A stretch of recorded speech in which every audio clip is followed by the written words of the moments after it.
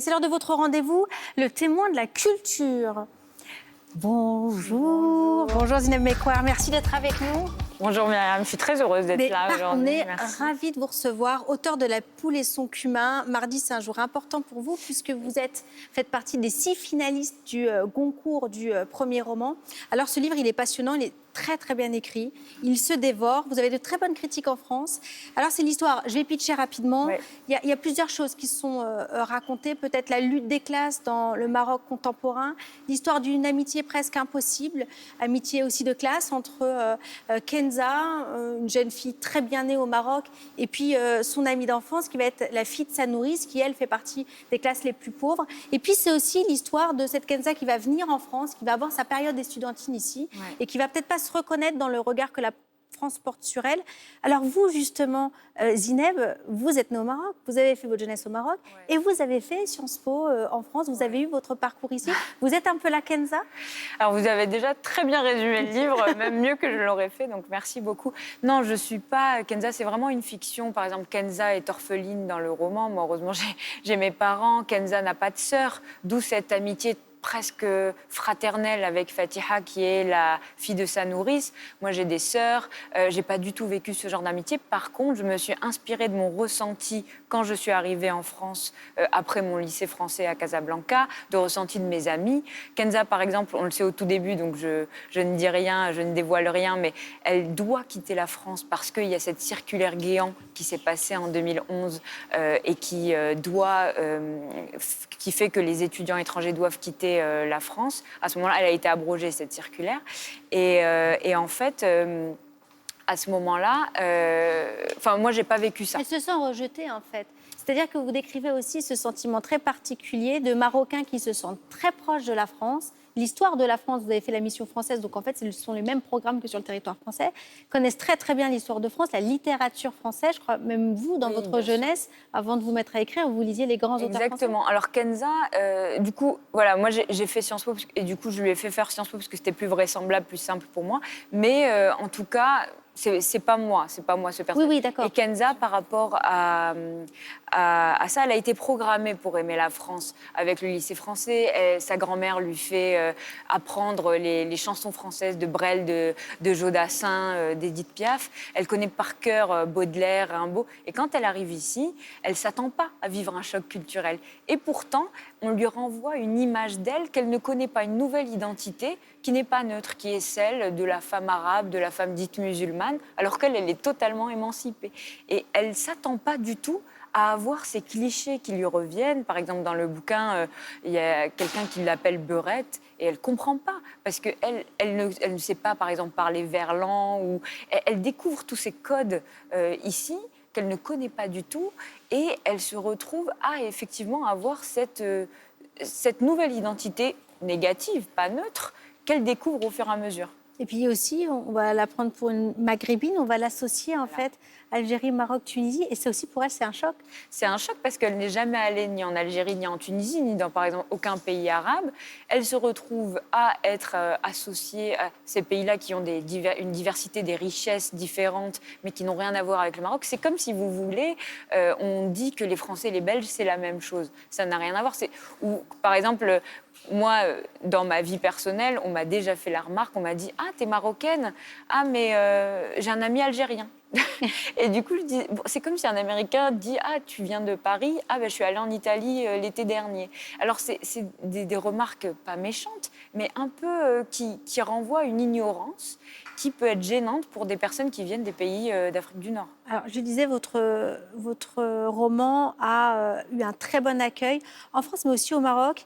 Je voudrais qu'on voit ces 2 citations. D'abord, du côté marocain, avec Tahar Ben Jelloul. Pour ceux qui aiment la littérature marocaine, je crois que c'est un incontournable. C'est l'un des plus grands littéraires du pays, qui dit de votre livre, ce roman, est-ce qu'on peut lire de mieux sur la lutte des classes au Maroc d'aujourd'hui? Et puis regardez ce qu'en pense Valérie Trierweiler. Vous savez, elle est journaliste, autrice, et puis elle fait beaucoup de critiques littéraires. Elle dit de vous des récits entrecroisés de votre roman qui nous transportent dans des histoires intimes et douloureuses qui nous concernent toutes et tous. Et c'est vrai que c'est aussi ça, votre roman, c'est l'histoire aussi d'une féminité, d'une histoire de femme avec parfois une sexualisation imposée subi ou voulu, avec des accidents, des étapes. Et en fait, à travers Kenza et Fatiha, on se rend compte que c'est aussi une lutte des femmes. Il y a un côté très féministe dans votre roman. Oui, exactement. Et c'est sur l'émancipation de la femme, et c'est universel. C'est pas que marocain ou franco-marocain, c'est vraiment universel. D'autant plus que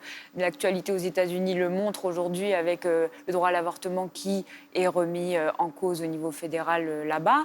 Effectivement, on voit bien que les droits des femmes sont des droits qui sont fragiles, quelle que soit la société. Fatiha, qui est l'un des personnages, doit, et encore une fois, je ne dévoile rien, subir un avortement ou veut subir un avortement au tout début du livre. Et ensuite, on suit ses péripéties dans un pays où l'avortement est interdit, où, il ne faut pas l'oublier, au Maroc, il y a à peu près 1000 avortements clandestins par jour.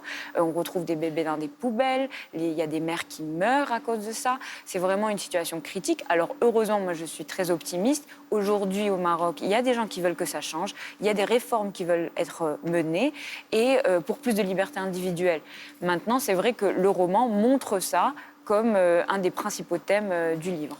Alors, on va peut-être l'expliquer, on a peut-être même dû commencer par ça. Le titre du livre, on va le voir grâce à Nathanaël, ça s'appelle « La poule et son cumin ». Oui. Pourquoi ?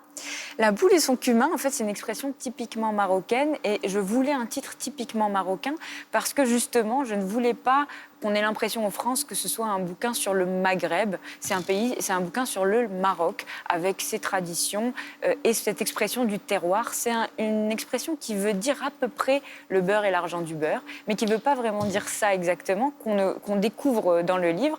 Quand on parle la darija, qui est l'arabe marocain, on le comprend assez rapidement, ça fait sourire. Quand on ne comprend pas l'arabe dialectal marocain, et je trouve que c'est le plus intéressant, on se dit oh, j'ai envie de comprendre. Et il y a plein de lecteurs qui me disent, après l'avoir lu, ah mais c'est génial, j'ai enfin compris ce que ça voulait dire la poule et son cumin. Vous nous le dites en marocain, ça donne quoi ? C'est Djajab Kamounha. Et ça, c'est connu partout au Maroc et c'est utilisé... Oui, on parle ça souvent dans des relations où un homme qui va dire ça d'une femme ou une femme qui va dire ça d'un homme. Ah, j'ai trouvé la poule et son cumin, Djajab Kamounha. D'accord. Est-ce que vous aviez des appréhensions quant à la réception de cet ouvrage qui est quand même aussi le signe d'une liberté d'expression, parce que vraiment vous allez loin dans l'intimité et dans la force de caractère des personnages. La femme, c'est parfois, on dit souvent en tout cas aussi en France, que dans les pays musulmans, elle a du mal aussi parfois à s'exprimer, à être, à devenir. Est-ce qu'au Maroc, cet ouvrage, il a été bien accueilli ? Écoutez, il a été très bien accueilli. Je suis très heureuse de ça. Alors, la femme, c'est paradoxal dans les pays méditerranéens. À la fois, c'est elle qui est la maman, et même au Maroc, c'est les femmes qui tiennent la maison quelque part. Et à la fois, c'est vrai qu'il y a ce côté, surtout dans l'intimité, on ne va pas parler du corps des femmes, de l'intimité, du rapport au désir de la femme. Et je voulais justement casser ces tabous-là, casser ce qu'on appelle la chouma au Maroc, qui est le sentiment de honte dans une société qui est quand même beaucoup plus dans la communauté que dans l'individu en soi. Et heureusement, ça a été très bien accueilli, que ce soit avec les hommes ou les femmes, parce qu'on m'a dit, enfin, merci de parler de ça. Je me sens moins seule, j'ai envie que ça change, il faut qu'on parle de ça. Vous pensez que c'est lié aussi à un moment dans l'histoire du Maroc ? On sait que les islamistes ont été au pouvoir dans beaucoup de grandes villes pendant une dizaine d'années. Exactement. Là, il y a eu un revers. Et vous pensez que vous êtes arrivé aussi dans un moment charnière ? Je pense aujourd'hui que le Maroc est à un moment charnière, effectivement. Les islamistes ont été complètement déroutés aux dernières élections. Ils ont perdu quasi tous leurs sièges. Il y a beaucoup de personnes qui veulent que ça change. Il y a des collectifs comme par exemple le Moroccan Outlaws de Sonia Terrab ou Leila Slimani qui veut que ça change. Il y a la Cour nationale des droits de l'homme qui met en avant l'émancipation féminine comme un des combats principaux. Le nouveau gouvernement, aujourd'hui, veut réformer les lois, le code pénal notamment, pour plus de droits. Pas simplement sur l'émancipation de la femme, parce qu'encore une fois, on voit dans le livre que c'est une émancipation des femmes et des hommes, parce qu'une société où la femme est soumise, c'est une société où il y a une définité toxique de la masculinité. Donc l'homme est frustré. Donc l'émancipation de la femme, c'est l'émancipation des deux, quelque part. Merci beaucoup, Zineb Mekouar, d'avoir été avec nous. Je suis vraiment très heureuse de vous avoir reçu. La poule et son cumin, c'est aux éditions Lattès. Et puis c'est une édition particulière, parce que c'est l'édition Grenade, et c'est fait partie des premiers talents.